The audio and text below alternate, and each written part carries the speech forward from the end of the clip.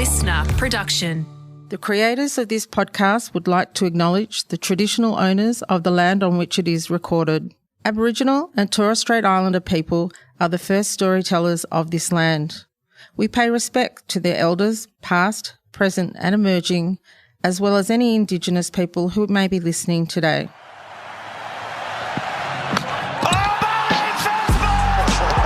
Hello and welcome to Two Guys, One Urn, a cricket-adjacent podcast. My name is Will Anderson, and joining me this week, a special guest, very happy to have him on, a man who loves his cricket. Adam Zwar joins me on the show. Hello, Adam. How are you? Well, I'm good. I'm so happy to be on this podcast. Someone's asking me about cricket. It's like I'm like a dog at a pound who's just been picked up and taken home. Well, I'm glad that you're here because, of course, this is the morning where England have struck back in the third test. So Australia now 2-1 up in the series. And just like, I'd love your immediate take on it because we're talking about it hours after it's happened. Like, I'm conflicted today. Ordinarily as an Australian, there's nothing that I would have liked to see more than Australia wins 3-0, stick it up the Poms, brilliant. But for someone who loves Test match cricket and is worried about the future of Test match cricket, and so far this series has done so much to sort of, to show that Test match cricket can still be exciting and vibrant and interesting, and I think that if we'd gone 3-0 up, it would have been an inaccurate, result and maybe doomed Test match cricket forever. So what's your take on the morning after, Adam? I agree with you. I love an easy win. I don't like any stress in my life, if that's possible. That wish has not been successful in any parts of my life, including cricket. Look, I guess in many ways England have won possibly more sessions throughout the series than Australia have. So they were due for a win. I also think bringing Woakes and Wood into the Test team has been such a good move. It's really changed the complexion of England, and having Wood bowling at 150 plus, sometimes it just makes some of the older Australian batsmen look a little bit kind of old. I think that's one of the things that happens when you could be a medium pace bully when you're still 36, 37, but when someone's bowling 155, then everything just quickens up and you're shown up. Your reflexes are shown up. It happened with Ponting towards the end of his career, and I think also having Wood and Marsh, this is something for us. Wood and Marsh in both teams, they're two of the funniest cricketers playing Test match cricket. If anyone wants to see Marsh's stylings, go and watch the first season of the Test on Amazon, where he leads dance groups and does air drumming and a lot of great physical comedy. And Wood's the same. There's a lot of stuff online of Wood, coming out of anaesthetics and just misbehaving on the boundary. He's a funny guy. They're naturally funny guys. So I was happy to see those two. It was definitely a win for the funny guys. Yeah, I think we can tick that. We can just say, there's been a lot of comedy to do. Look, they say that tragedy plus time, equals comedy, and there hadn't been much time between the second Test tragedy for England and the third Test comedy. But I like the switch to comedy because baseball in general has an element of comedy, I think, baked into it, right? But this is, but it is interesting. I think the big thing about the Wood selection is honestly that it just meant that they then made a pitch that was suitable for Test match cricket that wasn't just the flat track, right? Because they picked a guy who bowled fast, they actually prepared this wicket, which I would have liked to see Wood have to bowl on those roads that they prepared in the first two Test matches. I'm not sure that he would have necessarily struck as much fear into the Australian hearts at that stage. Well, when in your cricket watching life did you realise that essentially home sides curated pitches to suit their teams? Oh, you mean that every country in the world does it apart from Australia, who always, of course, prepares absolutely neutral pitches for every situation? No. That was not my inference. No implication, sorry. No. The reason I say it that way is that it's in the same way as everyone else in the world is racist, but Australians aren't racist, or whatever it is you think about your own country, right? That you're taught when you're growing up, that everyone else is terrible. There was slavery everywhere else, but there was no slavery in Australia. And then you get to be an adult and read a few history books and go, oh, it turns out maybe I was told something that isn't actually completely accurate. And so it always... Like, I grew up knowing that India fixed their pitches, or England would prepare pitches that said, but right, but there was this real idea that Australia was above that, and that we didn't prepare pitches that were suited. So true. Do you know what? Just tangentially, you've reminded me of that Nish Kumar quote. In many ways, racism is like cricket, invented here but perfected by Australia. Right.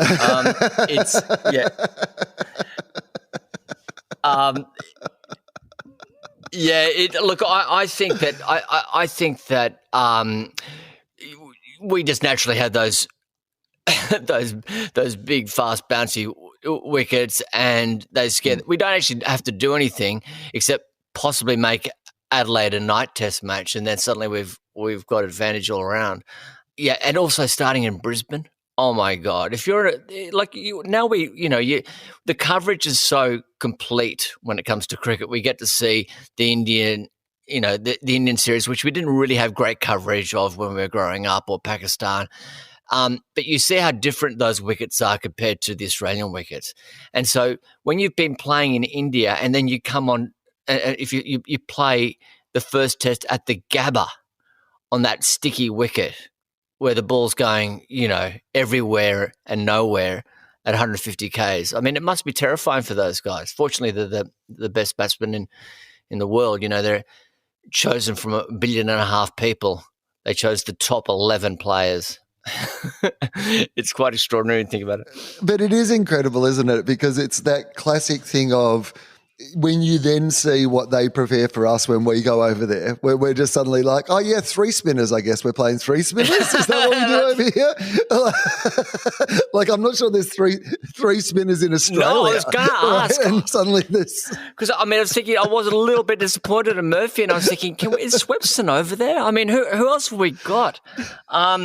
You're dead right. And also, I don't know if you watched the 2001 series when Harbhajan rendered people with the skill of Ricky Ponting kind of to look drunk at the crease. I mean, they just didn't know what was going on, and that's a mixture of the pitch and the skill of the bowler. But that's Test cricket. I mean, someone who could be so good and so dexterous just been rendered useless on another wicket. And the England wickets aren't as green.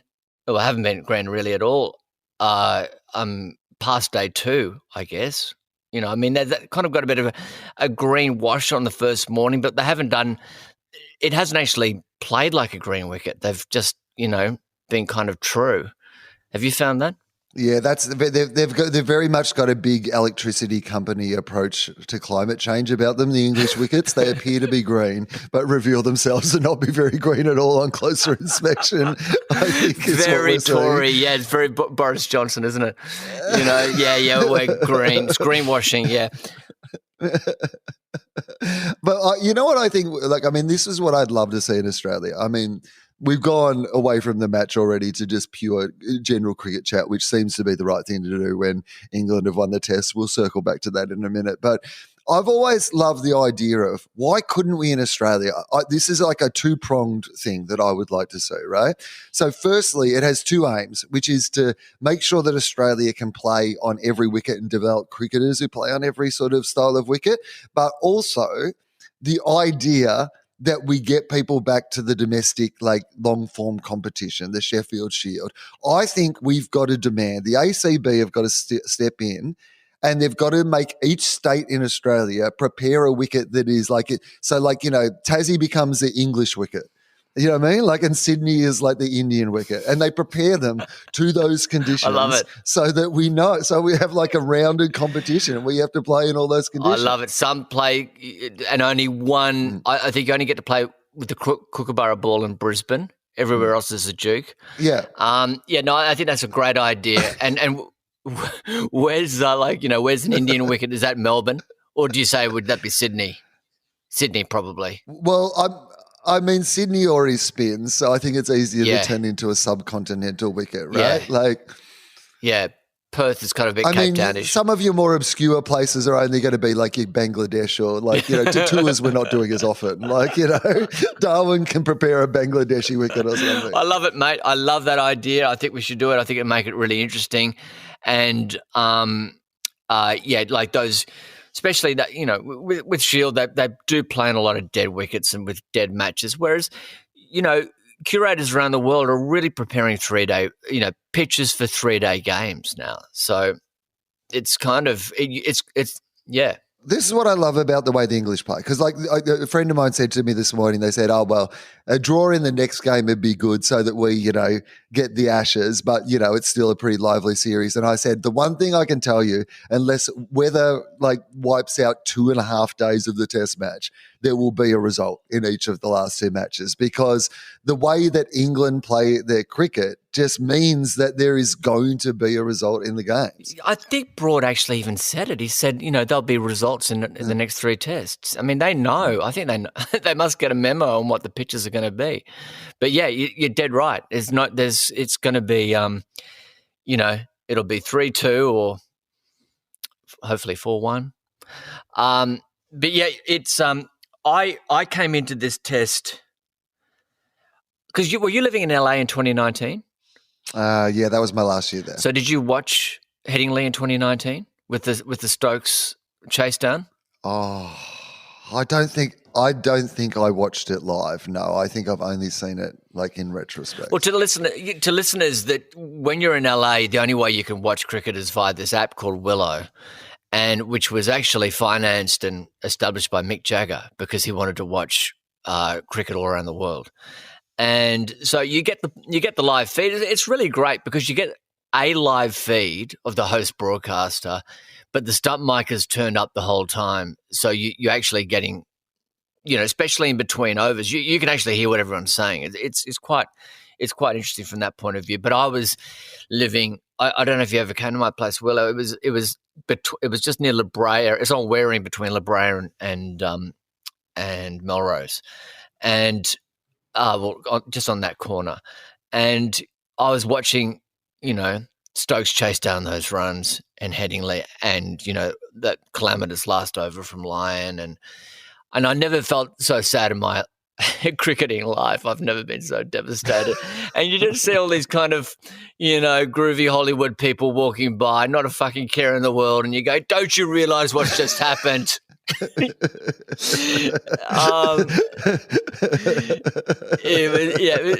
was devastating. And then, and before that, 81, I remember crying when Australia lost that match when Bob Willis took eight wickets, and I was only a little kid, and it was one of my first altercations with grief, I guess.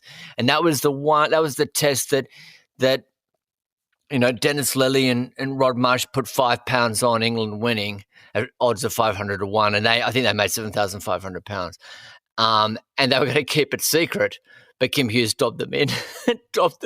Kim Hughes went to the media, and if you read Golden Boy, which is the greatest cricket biography ever of Kim Hughes, it talks about Kim and Dennis Lilly having a pretty mad wrestle in a pub immediately afterwards because Hughes has spilled the beans on the bed. So Headingley's got these ghosts. So, when you asked me to come on the podcast and I had an awful feeling it was going to be Headingley and we'd lose. None of this surprises me. So I'm not devastated this morning. I'm kind of going, well, yeah, this is how it's meant to play out. I felt like you spoke earlier on about the idea that, England might have even won one more session so far in this test series than Australia. I certainly know I've got a couple of friends who aren't watching but are keeping in the loop through sort of daily updates from me. They just get I'm the KO mini of their world where I just explain it to them in terms they can understand how it's going. And the biggest question they have most days is who's in front, who's winning, which is always, as you know, a tough thing to like pick in a test match. But I think in this series, more than any other series that I have watched, from day to day, it is very hard to tell who's winning. Like you get senses of who's winning from day to day, but it's felt really close on most days of the 3 tests. So the fact that like England, were 2-0 down, I never felt was entirely indicative of what had happened so far. So it doesn't surprise me that they won one, put it that way. Well, remember as a kid, Richie introduced me to the phrase delicately poised. Delicately poised has been, the catchphrase for this whole series. There was a little kind of bad signs along the way with this test match. So the last time Steve Smith caught 5 catches in an innings was Cape Town 2018. The next day was Sandpaper Gate. What happened there again? That's a really familiar day. That sounds familiar to me for some reason. Was there some other story that came out of that game apart from Steve Smith catching 5 catches? I don't know. Most shameful day in Australian history. All they remember is that Dave Warner celebrated by popping down to the local South African Bunnings to grab something. I can't remember what it was, but and like the standover man he was, he offloaded the job to someone else. Like the mafia hitman. Here you go, kid. So that happened, and also So I remember when I read that stat, I went, oh God,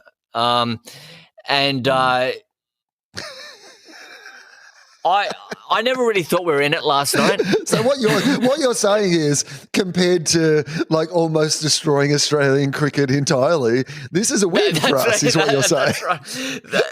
That's right. I think we've got out of this well. Compared to last time. Don't catch 5 catches in an innings, Steve Smith, please. Bat properly. Maybe score some runs. Maybe don't get too cocky and kind of, lift Mo and Ali. I don't know how Steve Smith got out. I don't know. It was just a brain fade. But anyway, I felt that I always felt that England were in front. Always had a little bit of a nose in front.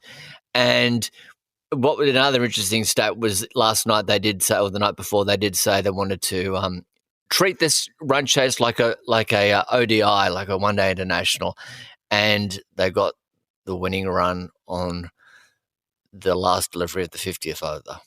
I mean, to be honest, if you only made 250 in a one-day international, you would get thrashed by whoever you were playing, though. So, but you and I are old enough. You and I are old, slightly slower. Yeah. But you and I are old enough. Remember when 250 was a great score? You feel pretty comfortable. Remember, if you got 250 against Pakistan, and you go, okay, no, we're right here. But I thought I was hopeful. I think the only thing that gave me hope was I didn't feel like we had enough runs, and my only hope was that was the hope. That cricket logic where you're like, maybe a smaller score is actually more daunting than a bigger score, and you start to go, the psychology, like maybe it's better to have a smaller score, which is that great. Yeah. Only people who've watched a lot of Test match cricket understand that psychology. Definitely. And when Stokes got out, I thought that might have been the scenario. The thing about watching too much Test cricket is you've seen pretty much every possible scenario available. So even when there's 3 runs to get and 3 wickets in hand, you go, well, I've seen this before. I've seen 3 go down. It's happened. Exactly. So you that keeps you up late at night and that destroys the rest of your day.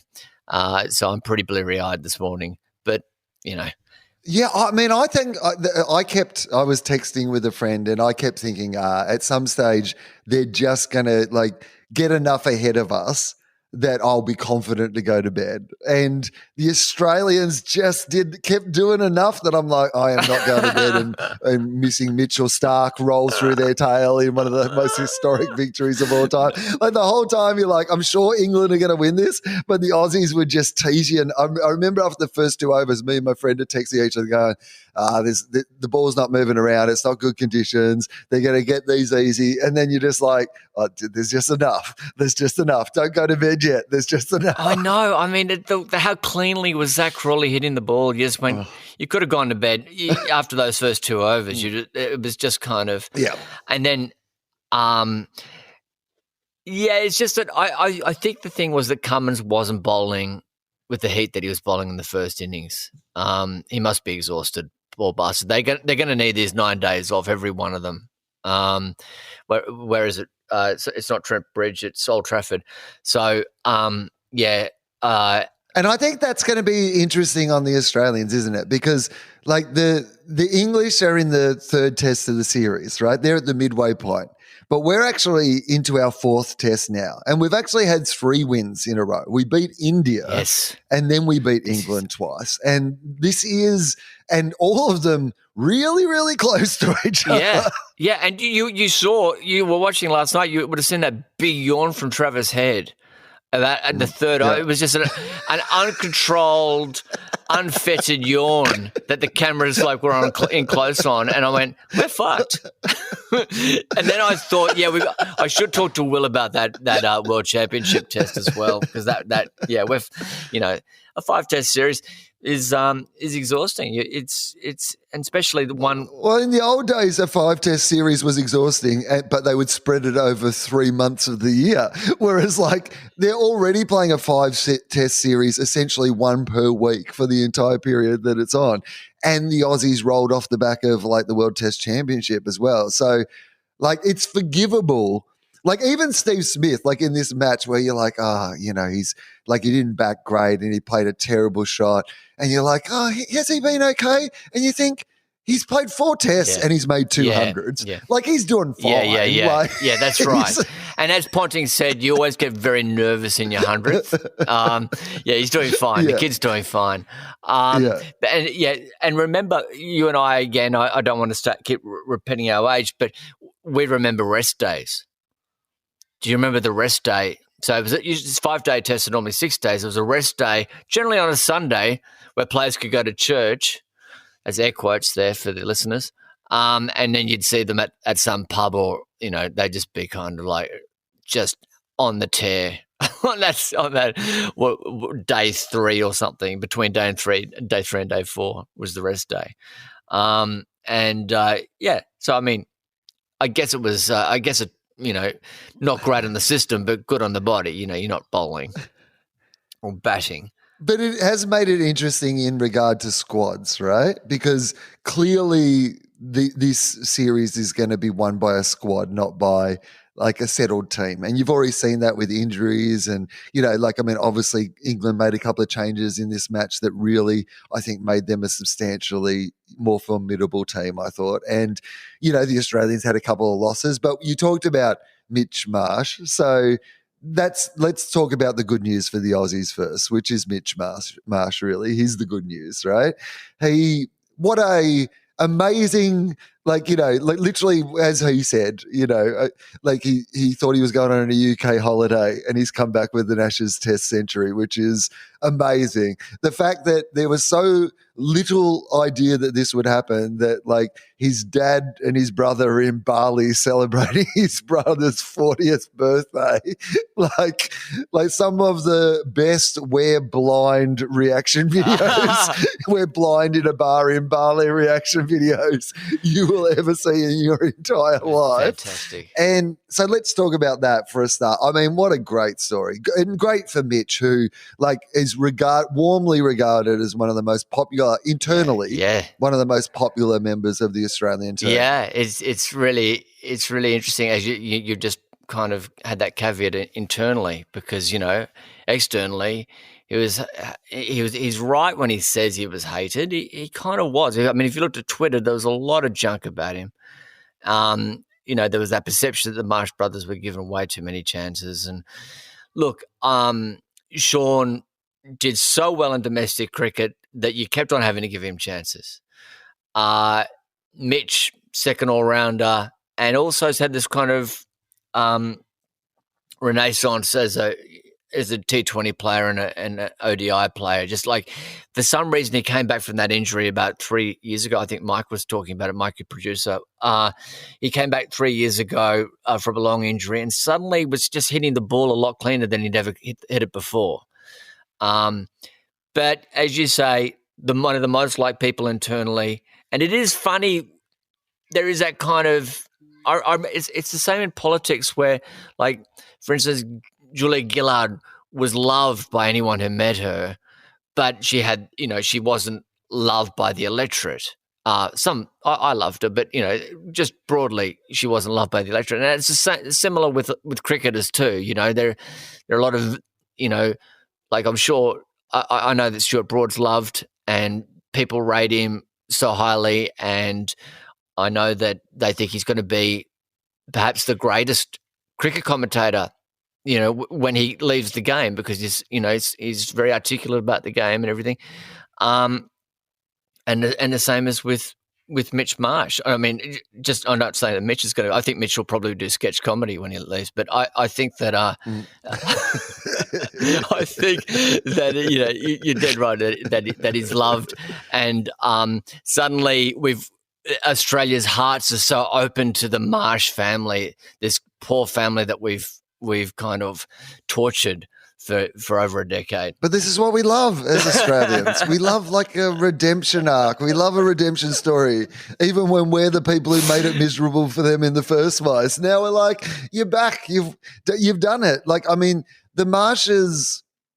Yes, I was certainly one of those people as well, because the tease with the Marshes, and I think Mitch got a bit of Sean rubbed off on him, which was that their dad played in an era where, like, averaging 35 as an opener was fine, right? Like that was good, like pat you on the back. But we'd moved on from that, and then both those Marshes had talent to burn. Like Sean Marsh, even at the test level, when you saw him at his best, he was – oh, sorry.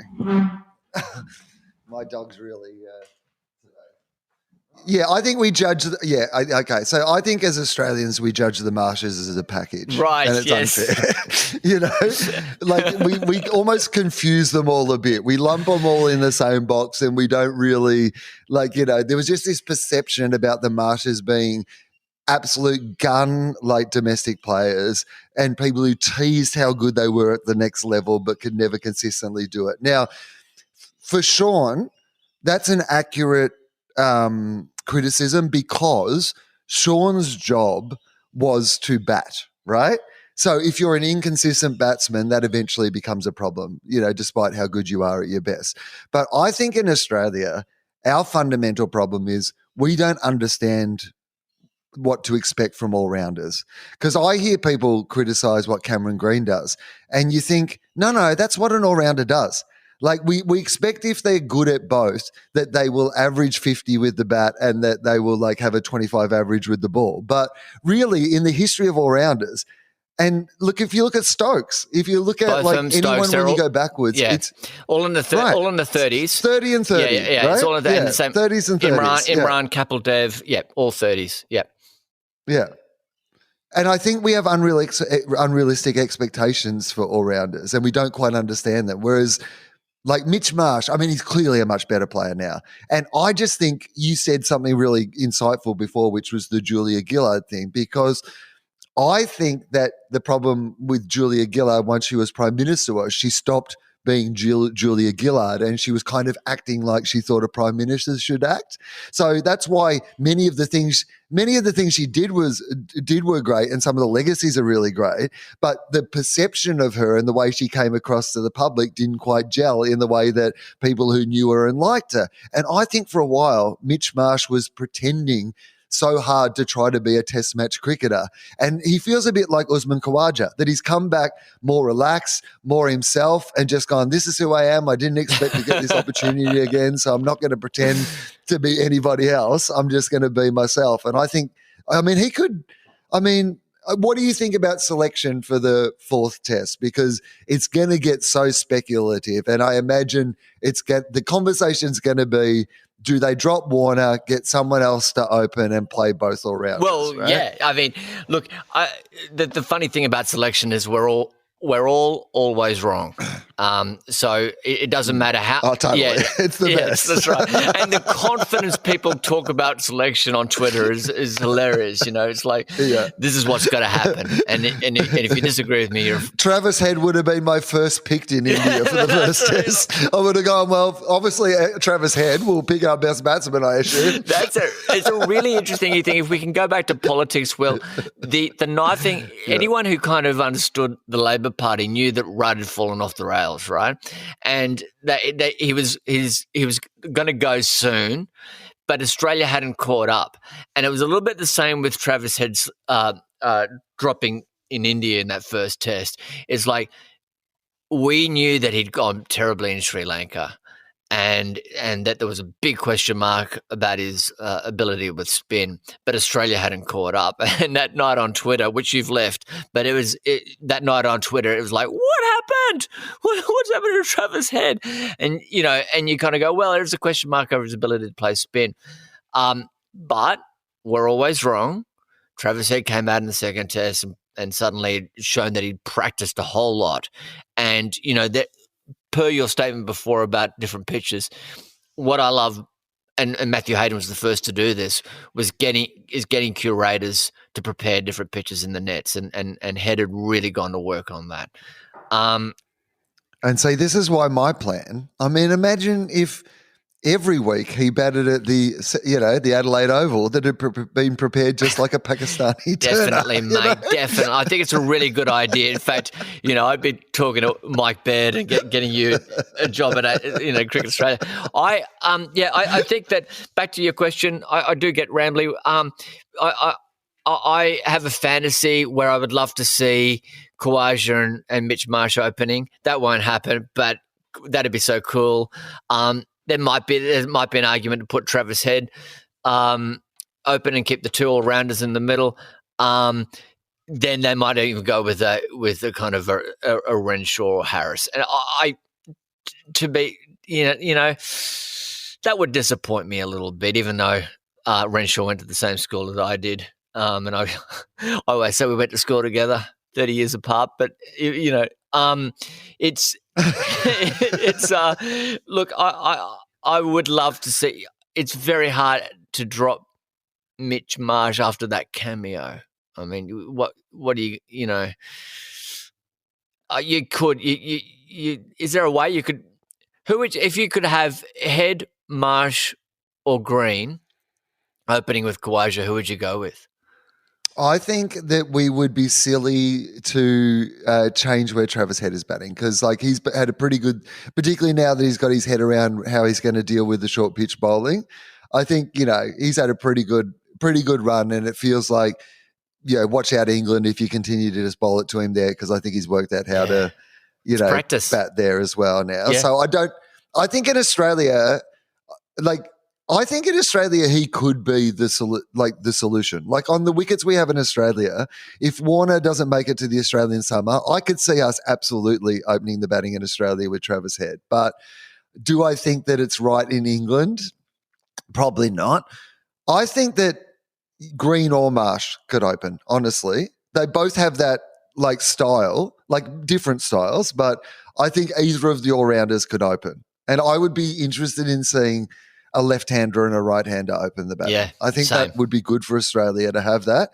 And I don't know. I just having them both there, they're both handy for a wicket or two, and I think that's going to be important on for the next couple of games. Yeah, and they're both right-handers, as you say. I mean, what's interesting, Khawaja's an argument against this, but what's happening with Broad is he's getting that little bit late away swing away from Warner, which exactly what Flintoff did with Hayden in 2005. And he's just incapable of playing it. What is it, 17 times he's been out to Broad now? That ain't gonna improve. It'll probably improve for Broad. He's going to keep getting him. Broad. Yeah. It's almost definitely going to improve for Broad if we keep playing Warner. No, but Warner's not going to improve. That's for sure. So look, it's a bit sad, but I went on Twitter yesterday and said, Marsh should open. But now I'm thinking that Green may have a little bit more of a correct technique, marginally. So it'll depend on the pitch. Ness has obviously gone back to play a bit of county cricket, so they're obviously thinking about him because Hazelwood didn't really penetrate, and of course Boland has been a bit flat. That was interesting in the commentary last night. You would have heard, I think, someone saying that Boland got the invitation to play county cricket, but he chose not to go, and then you go, well, he probably should have. He's probably riding too high on his recent performances, but because I really believe that anyone who goes and preps in county cricket before an Ashes series in England is doing the right thing. I know, but it's just like when he was bowling in the World Test Championships, it looked like you would have said he's got everything just perfect, and you were going to be like, he's going to be unplayable here. But the English, like last time they've faced him, was when he got the incredible figures. Like he was just rolling through them. And the way he bowled in that World Test Championship, there was just a bit of me that said he's going to be unplayable. But then they were like, oh, here's how we're going to play him. Like a spinner. We're just going to walk down the pitch, completely ruin his line, which is his great advantage, is just dropping it on the same spot at every opportunity. We're just going to destroy that with our confidence and attack him. And it really...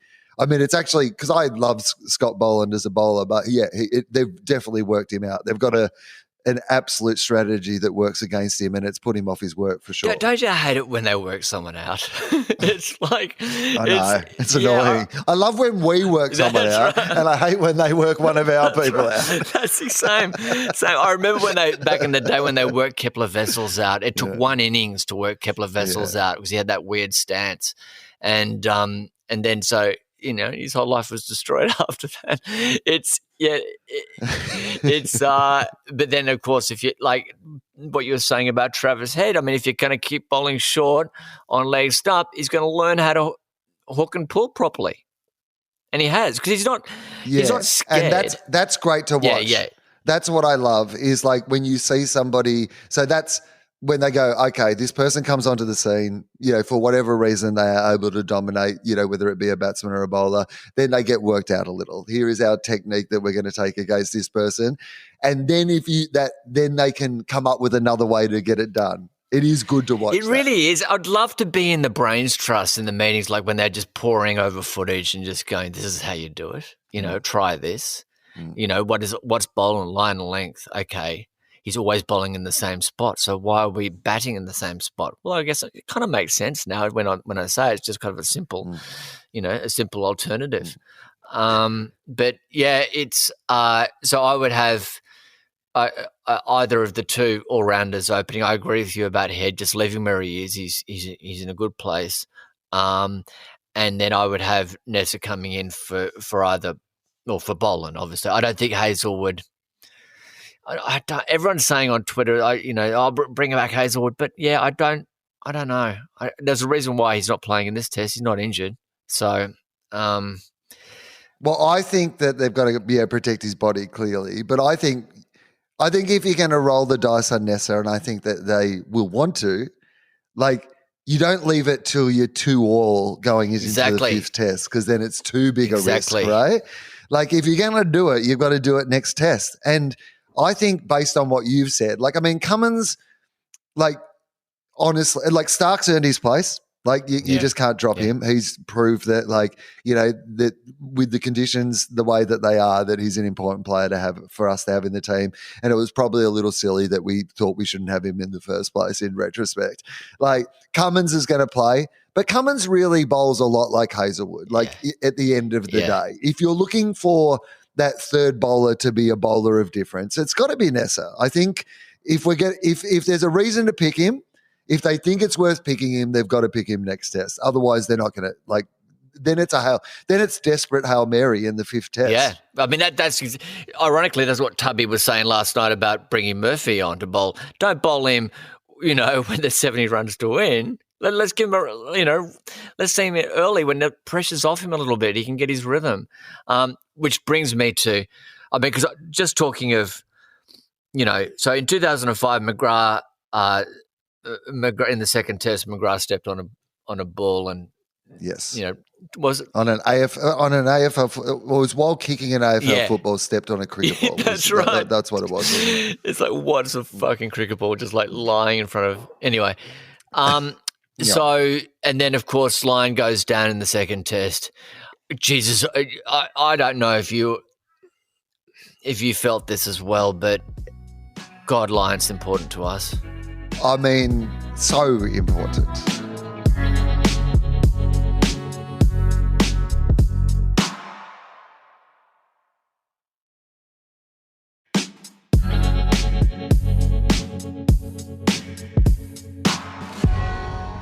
There's so much going on that is similar. McGrath, of course, famously, the 5-0 predictions, we were absolutely flying. He was our most important player, and pretty much it all goes to shit after he rolls on that ball. That's it. It's all going fine, and then it all goes to shit. That's like the story of that entire series. It all is that one fucking cricket ball, ruins everything, right? Yeah. And it felt a little bit of the same with the Lyon thing, which is, we talked about, Australians don't have pitches that are conducive to spin bowling for a start, and that's why we're no good at playing spin. Anyone who understands anything about cricket knows how incredibly mighty Nathan Lyon's going to be one of the highest credentialed, highest wicket taking, cricketers of all time. That's going to be the story of his career as an Australian off spinner, not a leg spinner, a finger spinner. That we ordinarily only gave a role in the subcontinent to have a regular finger spinner in our team. The fact that he's consistently taken so many wickets in so many conditions, I don't think we rate. I still think even the people who rate Nathan Lyon probably don't ever step back far enough. It's like one of those things where when he's not there, that's right. You realise what a huge role in the team, right? Yeah, it took him tearing his calf and being out for the series to realise how much we loved him. I 100% agree. I think that it's what was interesting was when Moeen Ali hurt his finger in the first test, and then Lyon was asked what you should do. And he said, I'm not telling you. I'm not going to tell you, but there's something I do. I mean, I don't know if it's pissing on his finger or whatever he does, but there's some sort of secret thing because, the reason why I'm bringing that up is, you said as an off spinner, not a leg spinner, as an off spinner to be that successful, it's really hard. There's a lot of kind of wear and tear on your fingers, and especially in Australian conditions where you don't get much love. So, there's wear and tear in your fingers. So you also got to work a lot in flight, and top spin. And so, to do what he's done is Herculean. And I mean, he would have come in, I reckon 10 overs, 12 overs in this morning or, last night. Oh, 100. He would have definitely been. I mean, he might have opened it might have been fast from one end, a Lyon from the other end this morning, really honestly, because he's the guy we go to in all those situations. Rohit Sharma said after the last Indian series that he thought he was the best international bowler Sharma said that he'd faced in India. Sharma said that. That he was and if you think about that, that's quite incredible, really. That level of praise from an Indian batsman who has seen some of the right. I think we underrate him. I think that's really weird for us to say for a guy who'd played 100 test matches in a row. But there was just this period where I think we expect finger spinners to bowl us the victory on the fifth day. And it took us a long while to realise that's actually not what Nathan Lyon does. He will do that occasionally. But he's more a guy who just can bowl well all the time, whenever it is. Yeah. Day 1, day 5, whenever. He's going to kind of give you the same. Yeah. No, you're dead right. It's and also just on a personality, he's self-deprecating guy. Yes. Okay, and so he goes under the radar. I mean, he himself says, "I sit in the middle of the bus. I don't sit at the back with all the heroes, and I don't sit down the front with, Smith and Cummins with all the alphas. I'm just in the middle."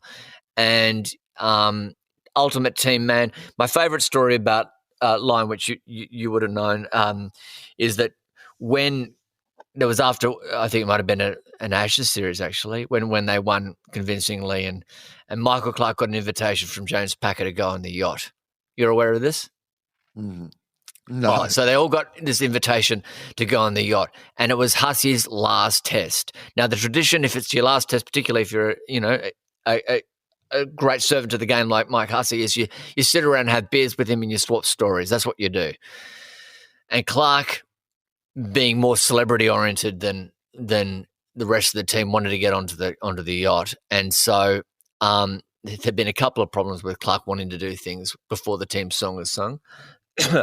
One was going out with Laura Bingle, and the team Hussey wouldn't sing the song until he was ready. Anyway, so they were going on this yacht, and all the players decided to go on the yacht except Nathan Lyon, who's going to stand by his mate and have beers with his mate.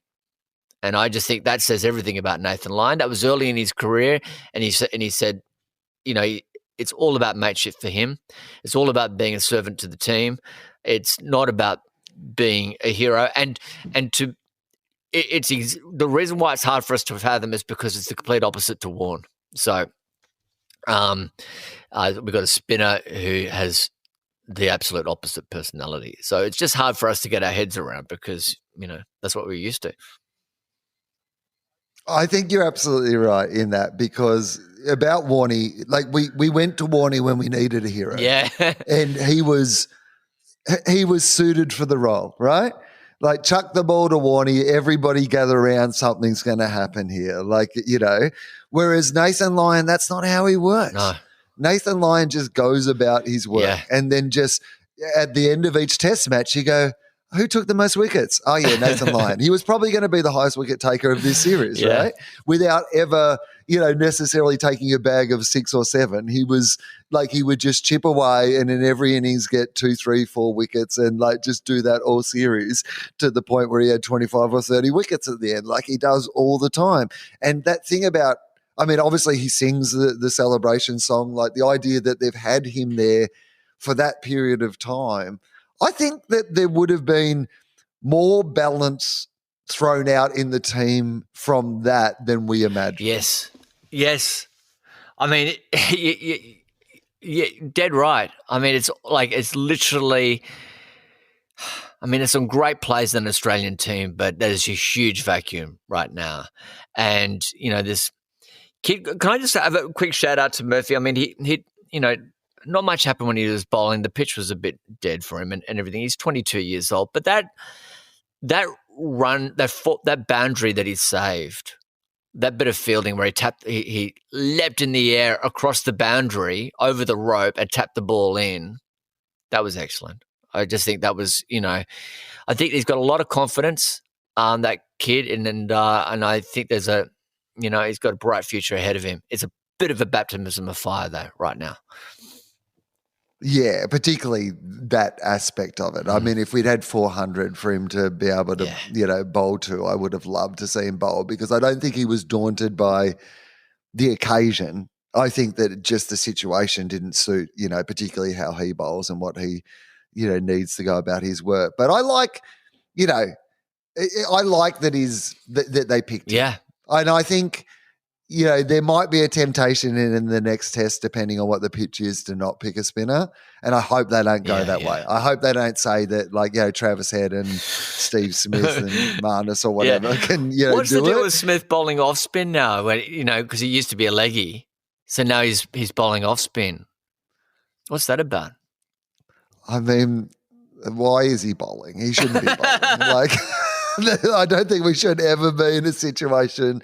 I know he was originally picked as a bowler, but we've moved beyond that. Yeah. He's become the second greatest batsman of all time. It's time for us to just forget about his bowling. Marnus thinks he's better at bowling anyway than Smith. So, whenever the ball's thrown to Smith, Marnus is always like, what about me? I think you're right. Go on. No, I think you're dead right. I don't want to see. I don't want to see Head be the number one spinner. No. Okay. Well, let's go. One of the things I've enjoyed doing is just sort of let's do a bit of a mid Ashes. Look, there might be some people who are like, oh, we haven't really talked much about the English and how they went in this test match. And look, you've come to the wrong podcast. This is not that podcast. They did well. Stokes was great in the first innings. He's an amazing player. Wood was fantastic. Yeah. It was great, to see Brooks back. Well done. Congratulations. Wokes was great. I think he's good. Repping. He's a silver fox, Wokes. I'll give him that. Yeah. He's repping some good grey hair. I like his, the nicest guy in cricket, they'd say, Will. Nicest guy in cricket. Yeah. Okay, well, that's okay. I quite like, go Wokes,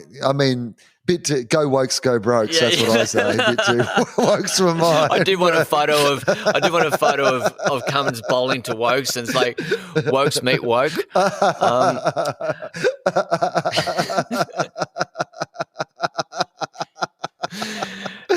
Yeah, I haven't checked any of this is only the morning after, but I assume somebody's preparing an editorial at the moment about Australia losing because Pat Cummins is too woke.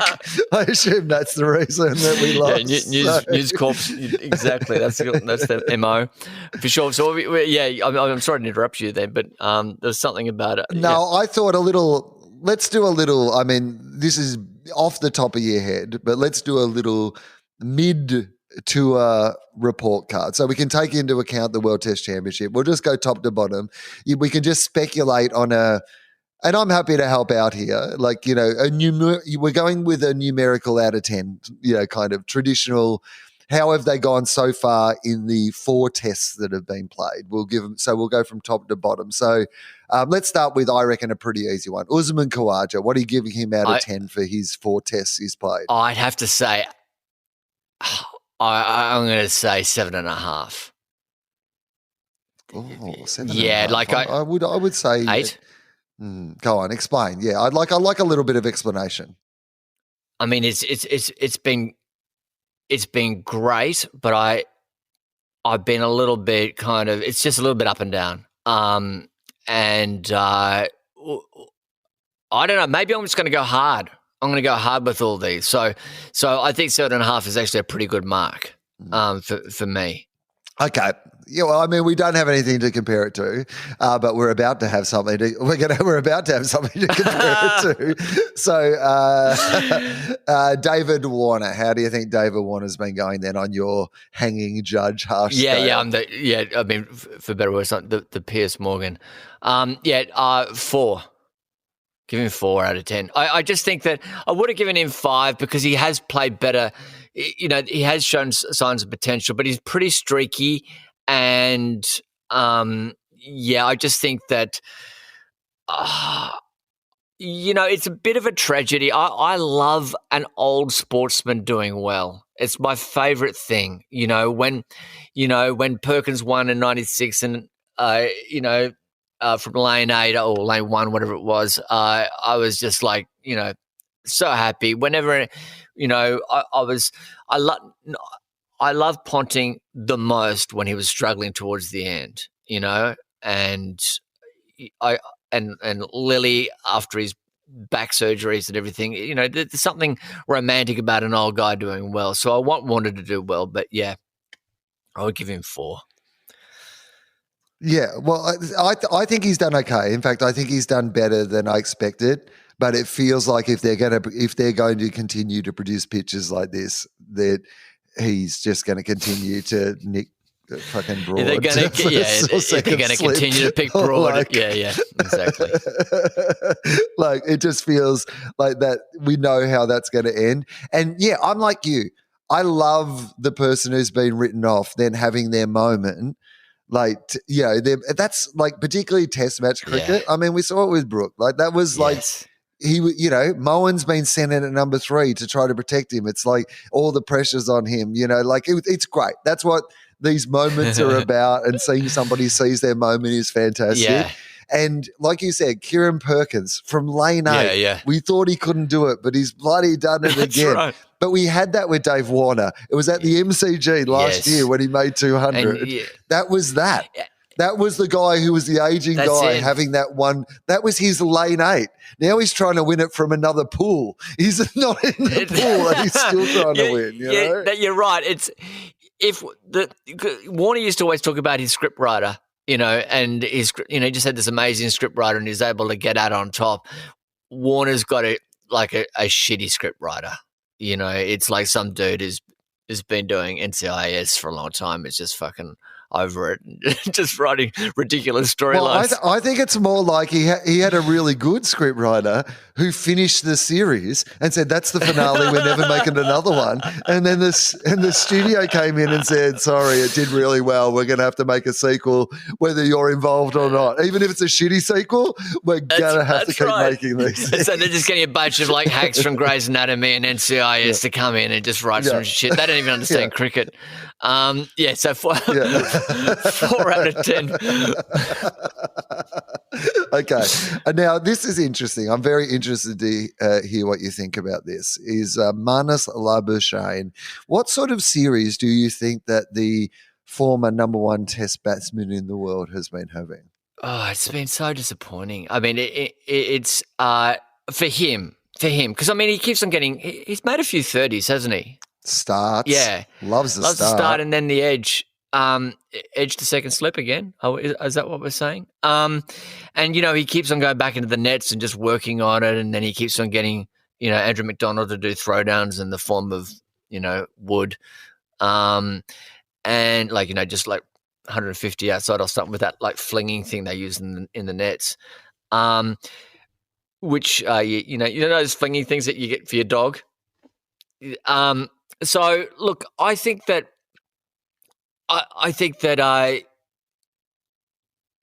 one century outside Australia, Marnus has made. So it's the huge question mark overseas. He didn't have a great tour of India.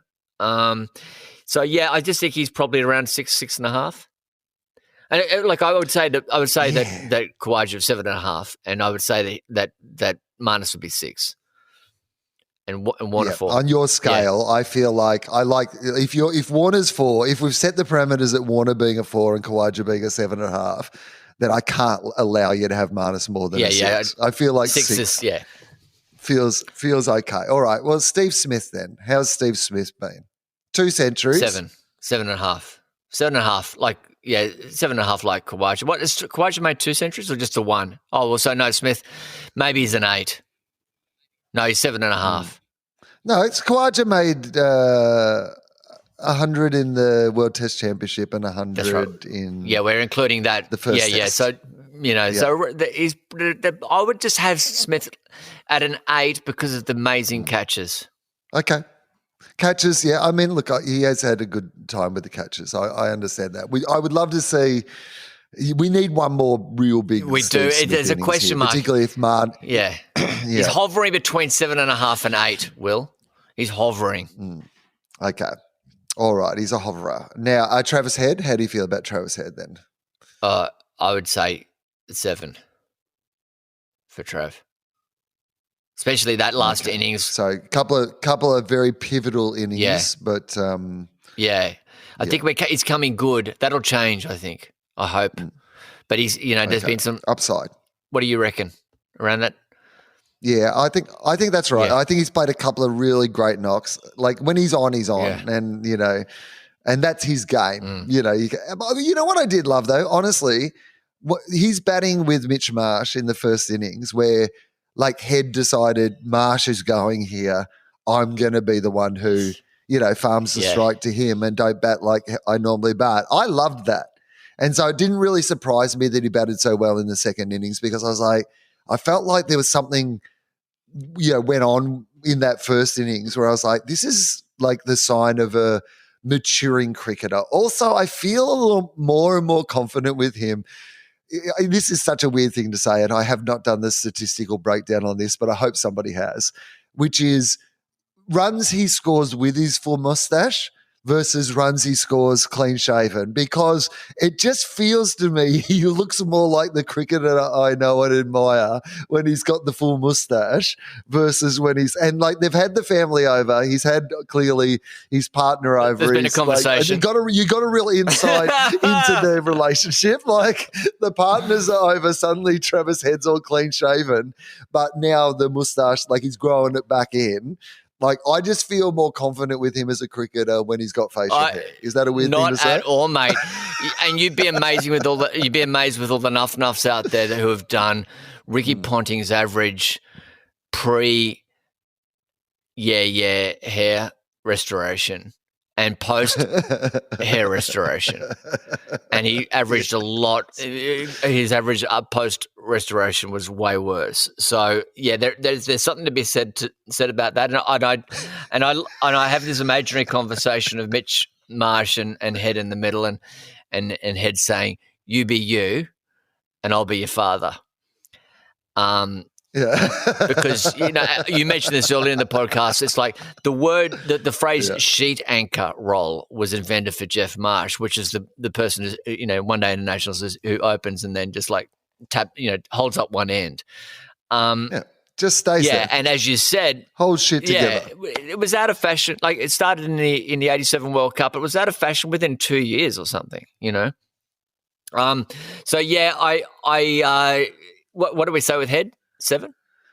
Yeah, okay. I'm pretty happy with 7. Little bit of handy bowling. Like to see him bowl more. I quite like him as a breakthrough bowler. Like, not long spells, but I'd like to see him bowl some more. So, all right, Alex Carey. No, let's go the all-rounders first. Let's give Mitch Marsh only played one match, but out of the one match he was played, what are you going to give Mitch Marsh? Oh, it was a good 8.5. I love seeing him there, and he's just got such a he's such a likable dude. I know everyone hates him, but he's such a likable guy. He's got a multitude of facial expressions, and just hits the ball so hard, so cleanly. It's you're kind of used to seeing. Are you a left-hander or right-hander, Will? Right-hander. But my dad is what I will say is my dad bowled right hand and batted left hand. And as I've got older, it's so weird that when I play imaginary cricket, I'm left-handed. I don't know why that is. I always feel like maybe I should have batted left-handed. Like, because, there is that theory of, that a right-hander should bat left-handed because of the have you ever heard this before? And, top hand. And it's quite like there is a lot of good examples of people who, and I certainly in my imaginary cricketing, I am left-handed, even though when I played real cricket, I batted right-handed. Well, I mean, you're just seeing, in the last few years, when you've got Ben Stokes and you've got Gilchrist, you've got these really Head, you've got these swashbuckling left-handers. It's just interesting to see a right-hander come out and just smash it. It was a little bit different, and I loved that. So, yeah, Mitch Marsh, I give 8.5, and I guess Cameron Green, I give 6. He hasn't really done much, but as you say, if you look at the stats with Cam Green, they all work out. I mean, those catches are spectacular. Yeah, he does every game he does something. Like, there's never a game where it isn't a catch or a wicket or like enough runs or a little. I thought his Indian batting was really fantastic. I don't think he's had a great innings clearly since he's been there, but I think that there's a lot to like, a lot of upside for him. But I agree, like on performance, you probably can't say any more than a 6 at this stage. Yeah. So, interesting one now. Alex Carey. How do you feel about Alex Carey? Well, you do you get almost a half a point or a 4 point for the best dismissal? I think he's had a great 7.5. England. Yeah, I just think he's been he batted really well in the Test Championship. Like, it's been not as good batting, but he's played some handy innings. But I think he's keeping, particularly when you look at the opposition and what their keeping has been like versus what we get from our keeper.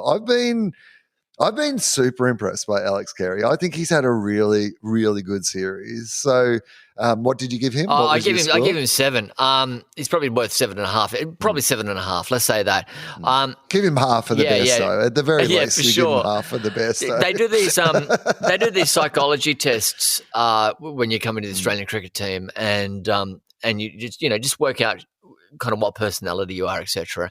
And Carey's leadership credentials were off the charts. Just, obviously that is someone to keep in mind if you post Cummins, if you're looking for a captain. Very cool head, And well, I mean, the fact that he was the inaugural captain of the GWS in the AFL, so he obviously had leadership skills from when he was young and a young sports person. But the thing that I found really interesting about his leadership is that he's the guy who's doing the Australian song that was passed to him while Lyon's out of the team. And that's a great respect that he is seen as a very integral part of that team. That if there was any question mark over whether he was going to be the permanent Australian keeper going forward, which I feel like 12 months ago or 18 months ago there still was. It was still felt like it was a little up in the air. I think between India and England, he has you just don't think about that at all now. No. You're like, he's, first one picked. I mean, because he took so long to get a test stumping. And now he's like, he's getting 3 or 4. So, I mean, he's had 3 or 4 in a few innings. I think he's great. I think he's solid. And I think, what the referral system that Australia have got now that includes the captain, the bowler and Kerry, but they all look to Kerry. Of course, because he's the keeper, but he's also a level head. I mean, as Charlie Clausen and I dubbed it last week, the itty bitty diddy hitty committee, which is what they form. And of course, the one thing we know is you just don't let Marnus be involved in that discussion at all. He's way out. He's now way out at mid-off, isn't he? I mean, Marnus is the Better Call Saul of that quarter. He feels like just do not listen to this guy. 100%. I just want to work out I just want to salute the minds that came up with itty bitty diddy hitty committee. That's gold. Congratulations, Charlie and Will. I like that though, because Kerry does seem to be such a huge part of it, because you've rarely met a bowler who doesn't think that you should appeal everything, right? And there is that aspect of the excitement of everybody else in those moments. But it's quite amazing that he has, since they've gone to him, I'd like to see what their strike rate with appeals is since they've been consulting with Kerry, versus before when we were just terrible at doing it. Just hearing from everybody, hearing from people a fucking square leg about LBW decisions. We've really sorted it out. And imagine in the old days. Imagine saying no to Dennis Lilly about a referral. Could that happen? I mean, it'd be terrifying, wouldn't it? To say, no, Dennis, I think it was going over. Or, no, Dennis, it was pitched outside leg. You just couldn't say it. I mean, it just been... Oh, no. All three reviews would be done in the first over. That's right. You would have burned through all of them just going, well, we had to check.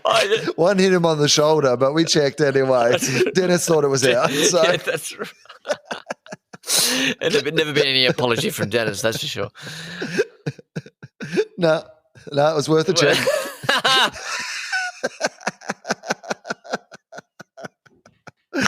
Okay, let's get into the bowlers. So the captain, let's talk about Captain Pat and his performance so far. What are you going to give him out of 7.5?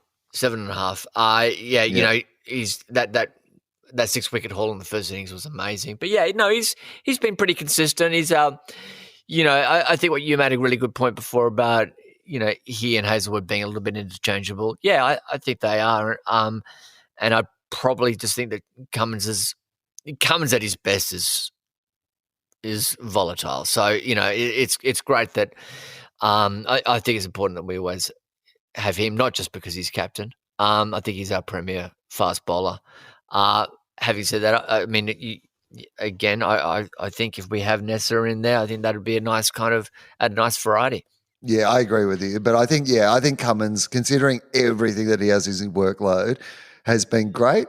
And here's what I will also give him a massive shout out. I just think the way he handled the Kerry Bairstow thing was stunning. I agree with you. Like the way that he just refused to get caught up in giving it any more important. Like, he didn't dismiss it outright in a way that was disrespectful to anybody, but he also just didn't elevate it. Every time they tried to bait the hook, the press, anybody else, like, he just played it all so beautifully. Like, even that moment where they, like, the journalist asked him about the underarm, would you bowl it underarm? And he was like, well, it just depends how flat the pitches are. He went for comedy. What a great. There was a tweet by a guy called Dan Liebke, who I follow on Twitter as a cricket guy, and he said, Pat Cummins faced down Steve Waugh's entire team when they all lost their shit over Langer. Everything else is trivial in comparison. I think that's a really good point. And that's kind of, we haven't, so when he got rid of Langer, I mean, it all comes down to Cummins wanting Andrew McDonald. And there's a precedent for that. Every captain has their own coach, really. I mean, it's, Border had Simpson, Taylor didn't get on with Simpson, eventually changed to Marsh, and on it went. You're pretty much a captain and coach are kind of associated with each other. It's, Buchanan went through a couple of captains, but it's, that's rare. So I think that if you are staring down Ponting and the Wars and Warne and saying, no, this is what I want, you're a strong guy.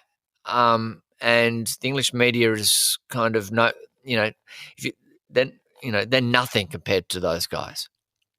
I mean, it's so Well, I agree. Yeah, I do agree with that. But I think that we underestimate just how composed he is. That's right. And I agree. I do agree with you. I think it would have been more difficult because when Langer was gone, every single one of his old teammates came out, and they all have pretty much prominent media positions, and they were all prosecuting the exact same line. And that was a line that, there's people, who still, want the glory days of, unsociable Australian cricket to come back. But this is a new era. This is a new team.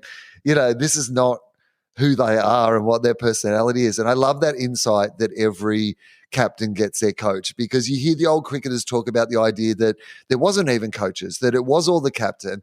And I think the best model is it's a captain-coach combo. Yeah. And you look at it with Bazball. Yes. Like Joe Root talked about the idea that he wanted to play like that, but it's like it's got to be a captain-coach. Like Stokes, it works because Stokes wants to play that way and McCullum wants to play that way. That's the team. That's why Bazball works as an idea. Yeah, you wouldn't. I can't imagine. I mean, the personality as well.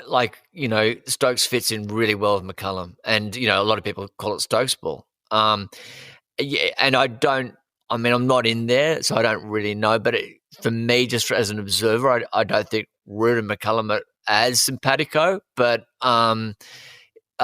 maybe.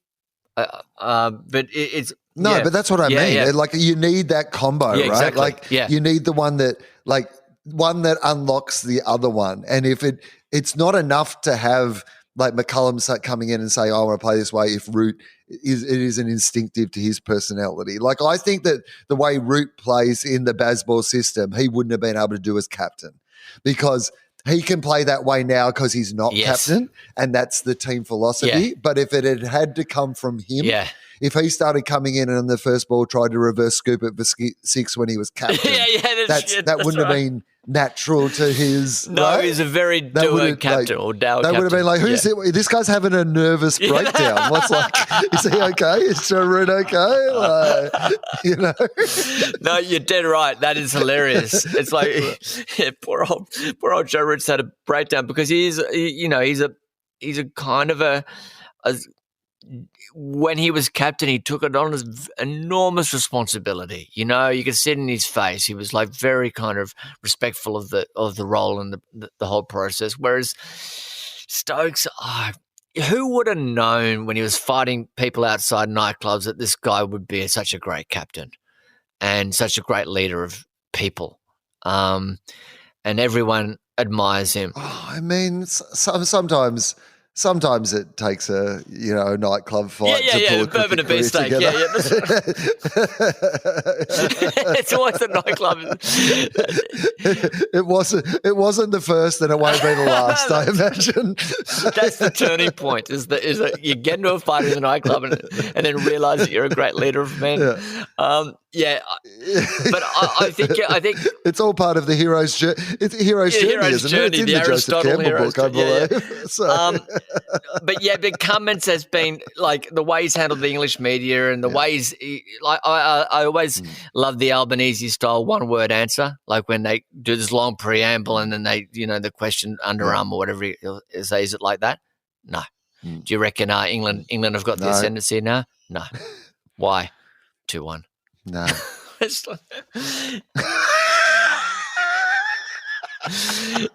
just good. He's very good. It wasn't funny in the test in the second season of the test when they went to his library and there was all these great books in his library and everything, and I felt a little bit proud. I thought, yeah, that's he's our guy. He's a kind of this universal man, and Steve Smith actually, before Cummins became captain, Steve Smith was campaigning to actually be captain again. And he even kind of pulled out the kind of, should a bowler be captain thing. But in India, when he took over for those final two tests, when Cummins' mum was sick and then died, he said, no, this is Pat's team.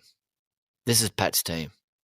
Because some people said, Steve Smith was captaining better or whatever. He goes, no. So... but also Pat clearly, and this is what I love, like honestly do love, is that in the past, someone who wanted to be captain, like that's where some of the Warner trouble came from, right? Like he wanted leadership roles that he wasn't getting. There was internal friction in the team. And like in the past in Australian cricket, someone who was the former captain or still wanted to be captain in that circumstance, it would be instability within the team, right? Whereas they captain together. It's clear that a lot of the time Cummins is happy when he's like doing something else, particularly concentrating on a bowling spell, for Smith to essentially be moving the field without like running it by Pat. Or That's exactly right. And so the fact that Cummins is like giving Smith that leadership role that's clearly there in the team and the permission to do it like that, I think goes a lot. It says a lot about Cummins as a leader, that delegation is part of his leadership style. And it's clearly also the reason that Steve Smith, is so willing to talk about it being Pat's team, because, he clearly feels respected and used well still. Yeah, right? I mean, that's all Smith wants. He doesn't necessarily want to be at the press conferences or have the camera. He just wants to be involved. That's you kind of get this kind of savant. He loves playing cricket. Yeah. He wants to change the field or exactly right. take catches. Yeah. No, you've nailed it there. I mean, I agree. Yeah. I think that Smith's happy and Cummins has got this amazing personality. Even when he took that catch, where he and Stark nearly ran into each other. I mean, Cummins clearly called mine. He caught the ball, and that dark look that Stark gave, like, what the fuck kind of look. And then he saw it was Pat, and Pat just gives him the high five, and it kind of turned that frown upside down. And it was a big ship to turn around, Will. It was pretty thundery, and it's just that he's just got that winning personality. So yeah, very happy with Cummins. I mean, that moment of, and I do hear that he and Mitch Marsh are close, but that moment, like when Mitch Marsh makes his 100, I can't imagine Pat Cummins would be happier if he ever made his own Test century, because it was. Like the amount of joy, genuine joy that was on his face when that happened was, it was great. And Travis Head too, doing air punches as he's running down. I mean, he was gone for all money. If Broad had collected that cleanly and shot at the stumps, I think Head was out. But once he fumbled it, then Head's doing the air punches as he's running down, because he just loves Mitch as well. I mean, obviously, such a popular dude. But yeah, Cummins. Okay, so all right. So Cummins we've talked about. We've covered off Paddy, and let's Mitch Stark. Let's say Stark next. I think 7. I think I'm so happy with what he's done. I bowling way better in England than he's ever bowled in England before, and something there's something to be said for experience. And sure, your first few series may not have gone as well as expected, but you'll learn. And he's a much better bowler than previous series. I think this is one of the things in cricket in general that we've seen it enough now. Players get better. They don't have to always get worse. We have this idea that players are good at some level for a while and then eventually they just get worse. Because in the old days, that's kind of how it would happen. Yeah. Whereas it's not necessarily the case these days. Sometimes players can, reinvent themselves, or they can learn from previous experience to be better at what they do. And I think that's a story we're seeing more and more in world cricket now. So, I think Stark's been good. Couple of handy runs. He's a pretty decent batsman still. So I think, he's big tick for him. All right, Scotty Boland. It's been tough for Scotty. World Test Championship bowled well, so you got to give him something for that. But it's been around five and a half. Yeah, he's and he's bowled without luck as well. It must be said. There's been he nearly got Besto a few times last night. So yeah. Oh, I mean that and that LBW against Stokes. Yeah. When it was just if the umpire had called it out, it would have been out. It was one of those review ones that just that it was it hit his pad and it was going to hit the wicket. It was it was such a clean hit of the wicket too. And it's I've got an American friend. I actually tweeted this, but I've got an American friend who's always asking me to explain things to him, and I was preempting that he was going to ask me to explain on Twitter. I showed that footage and said that's why the game's not popular in America. It's just, Americans are too literal for this kind of strange, eccentric game. Okay, so who haven't we done? Hazelwood? We haven't done Hazelwood. I gave 5.5, 6. Kind of. It was fine. He was fine. Bowled okay. Yeah. Yep. But bowled okay without bowling out of his skin. Nathan Lyon, I guess pre-injury, we've got to just go. I thought he was flying, to be honest. I think so too. 7.5. God, I mean, I miss him so much. Yeah, I know. We miss you so much. And just the cruel irony of the 100 in a row. No bowler had ever done that many in a row before. The idea that it was an Australian off spinner who had played. There was, and then just for that to be the game in which you hurt yourself. He was shattered, wasn't he? It's too much, man. Wasn't he shattered? Just sitting there. When he came out to bat, just. There's your hero's journey. Anyway. Yeah. I know. All right, who have I missed out? Todd Murphy? Todd Murphy, he hasn't done anything. 5, 4.5, 5. It's just, that bit of fielding, as I mentioned, great. But, not given a batted chance. Okay. He can bat. He can bat. Not given a chance, but he can actually bat a little bit as well. There's a lot of upside for Todd Murphy. A lot of upside. I didn't miss anyone, did I? That's the whole thing. Have we... Oh, Lyon, yeah. So the thing about Murphy, what I love, because I think his brother was actually better than him, but his father always said that Todd had the killer instinct, and his brother didn't have it. Yeah. So that's interesting, isn't it? It's they're all killers, really. Even though then. Also, I always feel good when there's a brother who was better. That was the thing with the wars. Remember, there was always a brother who was better than Mark and Steve. They were like, there's actually another brother who's better. It's the comedy thing brother too, mate. Better? It's Will Anderson. Yeah. His brother's funnier. Really? Funny one? No, he always crack us up. It's always someone's brother's funnier. You ever met the rest of the Mooney family? That's where the rest of the mate. That would be a terrifying experience. Holy shit, the other Moonies. Well, Adam Zwar, I'm aware of the fact that we've been bagging on for nearly an hour and a half, and I thank you very much for doing this. Do you have any final thoughts just about where this series is at? Where anything that is left unsaid, this is the moment to say it. What's great about it is I don't know. I have no idea how things are going to unfold. I think it's going to be down to the wire. What's your like if you had to like just make a bold prediction like on the spot right now, how do you reckon the rest of it unfolds? There is something that resonated when Darren Lehman tweeted just before the series. He said 3-1 to Australia, and somehow that just landed solidly in my gut. So I'm going to say 3-1 to Australia. But that means. I thought it was going to. I was going to thought it was going to be 3-2. Australia was my prediction at the start of the series. You might be right. I think that will still be the case, but I hope that it's 3-1 first before it's 3-2. The only caveat I would say, I'd prefer it that way. Me too. I don't want this pain again. But I agree with you in the sense that all those wickets are going to be result. They're all going to be result pitches. It just might be a washout. That's all. That's what I'm preparing for. I reckon if you give England a day and a half, they'll get a result.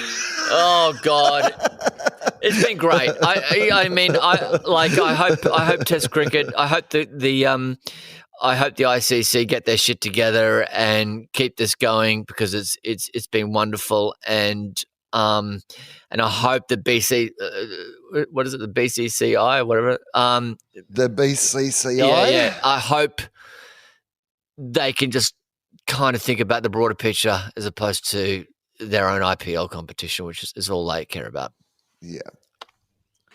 Well, I think that I think this result was great for Test match cricket. That's the truth. Same. If Australia was 3-0 up, the interest would have gone out of the rest of the series, regardless of the quality of the cricket. So this is a result that is good for the future of Test match cricket, even though there would have been nothing that made me happier than to wake up this morning and see there'd been some sort of miracle at Headingley. And that we'd won. It would have filled me with so much happiness. I know, you know that no one's going to listen to our chat now because we lost. But if you're here now, I just want to thank you. Oh yeah, it's a good point. I want to thank you for listening. Thanks for making it this far into. Yeah, 2 nuffies. I think we did okay actually. I thought, mate. I honestly thought this would be a short one at the 45-minute mark. We'd both be done talking about it, but we found a way. We did okay. Thank you, Adam Zwar. Hey, people should buy your book, which is called 12 Summers. 12 Summers. 12 Summers, yes, which is all about your love of cricket and how it sort of was the soundtrack or well, anyway, tell people better what the book is than me. It's basically my life running parallel to the Australian cricket team from like 1980 to 2007, and I was I was a bit of an anxious kid and cricket kind of soothed my tortured soul. I think it still does. I mean, when everything's miserable in the world,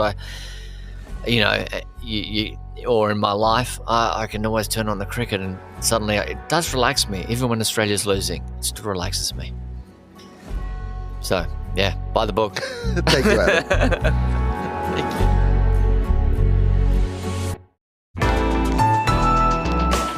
you. Listener.